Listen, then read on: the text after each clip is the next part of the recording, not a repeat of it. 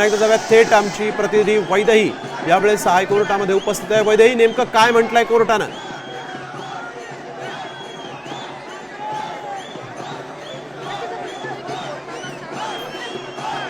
पुढे 4 वाजेपर्यंत खरं तर ही कारवाई अपेक्षित आहे, कारण ज्या पद्धतीनं मुंबईमध्ये पूर्णपणे कारभार जो आहे तो ठप्प असलेला बघायला मिळत आहे। रस्ते जे आहेत ते आंदोलकांनी भरलेले बघायला मिळत आहेत, त्याच्यामुळे निश्चितच मुंबईकरांवर आणि चाकरमान्यांच्या एकूणच व्यवहारावर परिणामी असं झालेला बघायला मिळत आहे। मुंबईचे अर्थचक्र बिघडत चाललेलं बघायला मिळत आहे, त्याच्यामुळे उद्या 4 वाजेपर्यंत खरं तर ही कारवाई अपेक्षित आहे। ज्या ठिकाणी परवानगी नाही आहे त्या ठिकाणी आंदोलकांना हटवा अशा संदर्भातलं खरं तर विधान कोर्टानं या ठिकाणी केलेलं बघायला मिळत आहे। त्याच्यामुळे निश्चितच उद्या म्हणजेच 24 तासांचा हा अल्टिमेटम या ठिकाणी बघायला मिळत आहे। राज्य सरकारला त्यांनी सांगितलेलं आहे, ज्या ठिकाणी तुम्ही परवानगी दिलेली आहे त्या ठिकाणी आंदोलक असतील तर काही गैर नाही, मात्र ज्या ठिकाणी आंदोलकांना परवानगी नाही असे रस्ते मोकळे करा, मुंबईकरांसाठी हे रस्ते मोकळे झाले पाहिजे अशा संदर्भातलं विधान जे आहे ते कोर्टानं या ठिकाणी घेतलेलं बघायला मिळत आहे। त्याच्यामुळे निश्चितच एक महत्त्वाचा पाऊल, महत्त्वाचा निर्णय आपण या ठिकाणी म्हणू शकतो की कोर्टानं या ठिकाणी घेतलेला बघायला मिळतो। वैदेही, काही अपडेट्स या व्यतिरिक्त आणखीन काही समोर आलेले आहेत का? कारण कोर्टानं या लोकांना आंदोलकांना हटवण्यासाठी म्हणून सांगितलेलं आहे, पोलीस प्रशासनावर मोठी जबाबदारी आता असेल।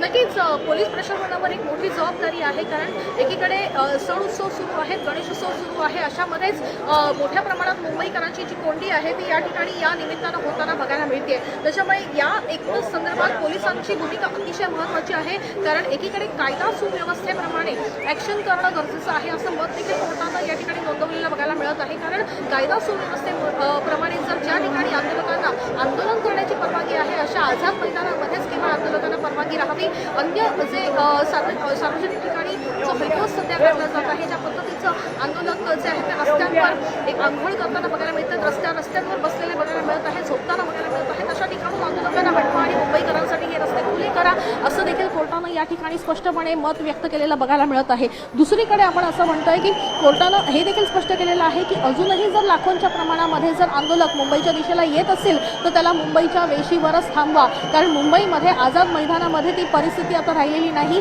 आंदोलकांना आता मुंबईमध्ये, दक्षिण मुंबईमध्ये जागा नाही, त्याच्यामुळे आणखीन जर आंदोलन येणार असेल तर त्यांना त्या ठिकाणी अडवणं गरजेचं आहे, त्यांना त्याच ठिकाणी थांबवणं गरजेचं आहे असं देखील मत या ठिकाणी सध्या व्यक्त केलेलं बघायला मिळत आहे। दुसरीकडे जर आपण बघितलं तर या ठिकाणी हायकोर्टच्या परिसरामध्ये जे आहे ते मोठ्या प्रमाणात आंदोलक जमलेले बघायला मिळत आहेत, त्याच्यामुळे हायकोर्ट परिसरामध्ये देखील आंदोलकांना जी आहे ती परवानगी नाही आहे आणि हायकोर्ट परिसरामध्ये देखील ही परवानगी नसल्यामुळे या ठिकाणी आंदोलकांना हटवण्यासंदर्भात देखील या ठिकाणी एक महत्त्वाची भूमिका सध्या गरजेची आहे।